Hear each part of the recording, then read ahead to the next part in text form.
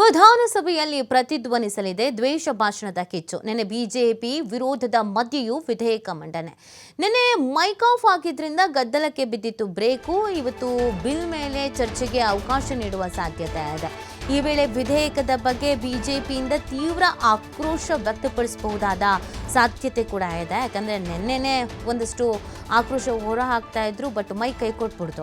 Mic ಕೈಕೊಟ್ಟ ಮೇಲೆ ಇಲ್ಲ, ಈ ವಿಚಾರಕ್ಕೆ ಸಂಬಂಧಪಟ್ಟಂತೆಗೆ ವಿರೋಧ ಪಕ್ಷದವ್ರು ಮಾತಾಡಬೇಕು, ಮೈಕ್ ಸರಿ ಮಾಡ್ಕೊಂಡು ಬನ್ನಿ ಅಂತ ಸ್ಪೀಕರ್ ಹೇಳಿದ್ರು ಕೂಡ ಸ್ವಲ್ಪ ತಡ ಆಯಿತು. ಆ ಕಾರಣಕ್ಕಾಗಿ ಅಷ್ಟರ ಮಟ್ಟಿಗೆ ವಿರೋಧ ವ್ಯಕ್ತಪಡಿಸಲಿಕ್ಕೆ ಬಿಜೆಪಿಗರು ಮುಂದಾಗಲಿಲ್ಲ.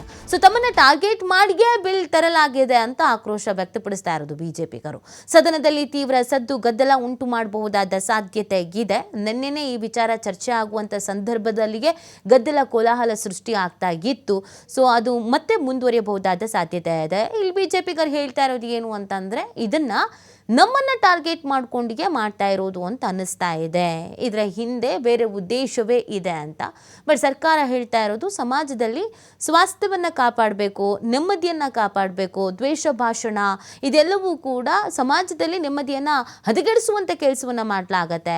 ಯಾರೋ ಒಬ್ಬರನ್ನ ಹೀಯಾಡಿಸುವ ಅಥವಾ ಪ್ರಚೋದಿಸುವ ಕೆಲಸವನ್ನು ಮಾಡಲಾಗತ್ತೆ ಅಂತ ಹೇಳ್ತಾ ಇದ್ದಾರೆ. ಸೊ ಈ ಬಗ್ಗೆ ಮತ್ತಷ್ಟು ಮಾಹಿತಿಯನ್ನು ನೀಡ್ತಾರೆ ನಮ್ಮ ಪ್ರತಿನಿಧಿ ಶಿವು. ಬೆಳಗಾವಿಯಿಂದ ಲೈವ್ನಲ್ಲಿ ಜಾಯ್ನ್ ಆಗ್ತಾ ಇದ್ದಾರೆ. ಶಿವು, ಇವತ್ತು ಸದನದಲ್ಲಿ ಗದ್ದಲ ಕೋಲಾಹಲ ಸೃಷ್ಟಿಯಾಗಬಹುದಾದ ಸಾಧ್ಯತೆ ಇದೆ. ನಿನ್ನೆ ಮೈಕ್ ಬೇರೆ ಕೈ ಕೊಟ್ಟಿತ್ತು. ಇವತ್ತು ನಾನಾ ವಿಚಾರಗಳು ಚರ್ಚೆ ಆಗಬಹುದು. ಇವತ್ತಿನ ಹೈಲೈಟ್ ನೋಡೋದಾದ್ರೆ ಶಿವು.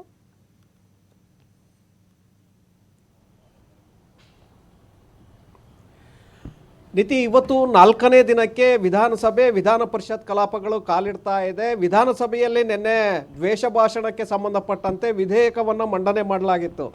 ಆದರೆ ನಿನ್ನೆ ವಿಧೇಯಕವನ್ನು ಮಂಡನೆ ಮಾಡುವಂಥ ಸಂದರ್ಭದಲ್ಲೇ ಬಿಜೆಪಿ ಕೂಡ ಸಾಕಷ್ಟು ವಿರೋಧವನ್ನು ಮಾಡಿತ್ತು. ಆದರೆ ವಿರೋಧ ಮಾಡುವಂಥ ಸಂದರ್ಭದಲ್ಲಿ ಮೈಕ್ ಕೈ ಕೊಟ್ಟಿದ್ದರಿಂದ ಅದು ಸೈಲೆಂಟ್ ಆಗಿತ್ತು.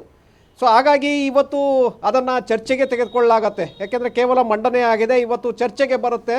ಚರ್ಚೆಗೆ ಬಂದಿದ್ದೇ ಆದರೆ ಬಿಜೆಪಿ ತೀವ್ರವಾಗಿ ವಿರೋಧವನ್ನು ವ್ಯಕ್ತಪಡಿಸುವಂಥ ಸಾಧ್ಯತೆಗಳಿದೆ. ಕಾರಣ ಬಿಜೆಪಿ ನಾಯಕರನ್ನು ಟಾರ್ಗೆಟ್ ಮಾಡಿಯೇ ಈ ವಿಧೇಯಕವನ್ನು ತಂದಂತೆ ಕಾಣಿಸ್ತಾ ಇದೆ. ಕರಾವಳಿ ಮತ್ತು ಮಲೆನಾಡು ಭಾಗದಲ್ಲಿ ಪದೇ ಪದೇ ಅಲ್ಲಿ ಕೋಮು ಸಂಘರ್ಷಗಳು ಆಗ್ತಾ ಇದೆ. ಕೋಮು ಸಂಘರ್ಷಗಳಿಗೆ ಕಾರಣ ಅಲ್ಲಿ ನಡೆಯುವಂತಹ ನಾಯಕರ ಒಂದು ಪ್ರಚೋದನೆ ಕೊಡುವಂತಹ ಭಾಷಣಗಳು, ಪ್ರವೋಕ್ ಮಾಡುವಂತಹ ಭಾಷಣಗಳಿಂದಾಗಿ ಅಲ್ಲಿ ಯುವಕರು ರೊಚ್ಚಿಗೆದ್ದು ಅಲ್ಲಿ ಬೇರೆ ಬೇರೆ ಘಟನೆಗಳಿಗೆ ಕಾರಣ ಆಗ್ತಾ ಇದ್ದಾರೆ ಅನ್ನುವಂತಹ ಆರೋಪಗಳಿದೆ.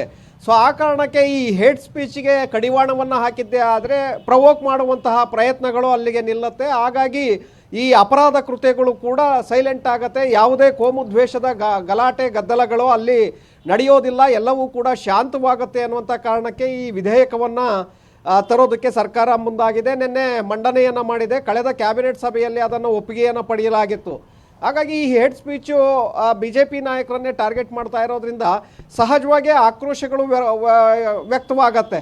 ಯಾಕೆಂದರೆ ಕೇವಲ ನಮ್ಮನ್ನು ಮಾತ್ರ ನೀವು ಗುರಿಯಾಗಿಟ್ಕೊಂಡು ಈ ರೀತಿಯಾದಂಥ ಒಂದು ಬಿಲ್ಲನ್ನು ತರೋದ್ರಿಂದ ಅದು ಎಷ್ಟರ ಮಟ್ಟಿಗೆ ಸರಿ ಅಂತೇಳಿ ಒಂದು ಪ್ರಶ್ನೆಯನ್ನು ಎತ್ತಬಹುದು. ಜೊತೆಗೆ ಸದನದಲ್ಲಿ ಕಲಾಪವನ್ನು ನಡೆಯೋದಕ್ಕೂ ಕೂಡ ಬಿಜೆಪಿ ನಾಯಕರು ಬಿಡೋದಿಲ್ಲ. ಈ ಬಿಲ್ ಬಗ್ಗೆ ಚರ್ಚೆ ಸಂದರ್ಭದಲ್ಲಿ ಸರ್ಕಾರದ ವಿರುದ್ಧ ಮುಗಿಬೀಳುವಂಥ ಸಾಧ್ಯತೆಗಳು ಕೂಡ ಇರುತ್ತೆ. ಇದರ ಜೊತೆಗೆ ಜಾನುವಾರು ಪ್ರತಿಬಂಧಕ ವಿಧೇಯಕವನ್ನು ಕೂಡ ಇವತ್ತು ಮಂಡನೆ ಮಾಡುವಂಥ ಸಾಧ್ಯತೆಗಳಿದೆ. ಅದರಲ್ಲೂ ಕೂಡ ಕೆಲವು ಸರಳೀಕರಣವನ್ನು ಮಾಡಲಾಗಿದೆ. ಈ ಸರಳೀಕರಣ ಕೂಡ ಒಂದು ಕಡೆ ಬಿಜೆಪಿ ನಾಯಕರು ಇದಕ್ಕೆ ತೀವ್ರವಾಗಿ ಈಗಾಗಲೇ ವಿರೋಧವನ್ನು ವ್ಯಕ್ತಪಡಿಸ್ತಾ ಇದ್ದಾರೆ. ಈ ಬಿಲ್ಲನ್ನು ತರ್ತಾ ಇದೆ ಸರ್ಕಾರ ಅನ್ನುವಂಥ ಹಿನ್ನೆಲೆಯಲ್ಲೇ ಈಗಾಗಲೇ ವಿರೋಧಗಳು ವ್ಯಕ್ತವಾಗ್ತಾ ಇದೆ. ಕಾರಣ ಆ ಬಿಲ್ಲಿನಲ್ಲಿ ಸರಳೀಕರಣವನ್ನು ಮಾಡುವ ಮೂಲಕ ಒಂದು ಸಮುದಾಯಕ್ಕೆ ಎಲ್ಲೋ ಒಂದು ಕಡೆ ಅವರ ರಕ್ಷಣೆಗೆ ಸರ್ಕಾರ ಮುಂದಾದಂತೆ ಕಾಣಿಸ್ತಾ ಇದೆ ಅನ್ನುವಂಥ ಆರೋಪಗಳು ಕೇಳಿಬರ್ತಾ ಇದೆ.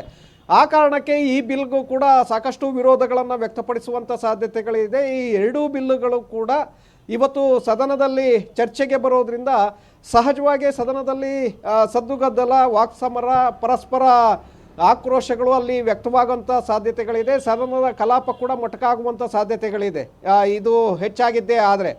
ಇದರ ನಡುವೆ ಈಗಾಗಲೇ ಉತ್ತರ ಕರ್ನಾಟಕ ಭಾಗದ ಸಮಸ್ಯೆಗಳ ಬಗ್ಗೆ ಗಂಭೀರವಾಗಿ ಚರ್ಚೆ ಆಗ್ತಾ ಇದೆ ಕಳೆದ 2 ದಿನಗಳಿಂದ. ಈ ಭಾಗದ ಈ ಸಮಸ್ಯೆಗಳ ಚರ್ಚೆಯ ಬಗ್ಗೆ ಇವತ್ತು ಕೂಡ ಸದನದಲ್ಲಿ ಕಲಾಪದಲ್ಲೂ ಮುಂದುವರಿಯುತ್ತೆ. ಈ ಭಾಗದಲ್ಲಿರುವಂತಹ ಶಾಸಕರು ಅದರ ಬಗ್ಗೆ ಬೆಳಕನ್ನು ಚೆಲ್ಲಲಿದ್ದಾರೆ. ನಿನ್ನೆ ದಕ್ಷಿಣ ಕರ್ನಾಟಕ ಭಾಗದ ಶಾಸಕರಿಗೆ ಹೆಚ್ಚು ಅವಕಾಶವನ್ನು ಕೊಡ್ತಿದ್ದಾರೆ ಅನ್ನುವಂಥ ಕಾರಣಕ್ಕೆ ಬಸನಗೌಡ ಪಾಟೀಲ್ ಯತ್ನಾಳ್ ಅವರು ಸಾಕಷ್ಟು ವಿರೋಧವನ್ನು ವ್ಯಕ್ತಪಡಿಸಿದರು. ಸದನದ ಬಾವಿಗಿಳಿದು ಧರಣಿಯನ್ನು ಕೂಡ ಮಾಡಿದರು. ಹಾಗಾಗಿ ಇವತ್ತು ಈ ಭಾಗದ ಶಾಸಕರಿಗೆ ಅವಕಾಶವನ್ನು ಮಾಡಿಕೊಡ್ಬೇಕಾಗತ್ತೆ. ಆ ಸಂದರ್ಭದಲ್ಲಿ ಸರ್ಕಾರದ ವೈಫಲ್ಯಗಳು, ಸರ್ಕಾರ ಈ ಕಡೆ ತೋರ್ತಾ ಇರುವಂತಹ ಮಲತಾಯಿ ಧೋರಣೆ, ಇದೆಲ್ಲದರ ಬಗ್ಗೆ ಕೂಡ ಆಕ್ರೋಶಗಳನ್ನು ಪ್ರತಿಪಕ್ಷಗಳು ಹೊರಹಾಕಲಿವೆ ನೀತಿ. ಓಕೆ, ಥ್ಯಾಂಕ್ ಯು ಶಿವತಮಲ ಡೀಟೇಲ್ಸ್ಗಾಗಿ.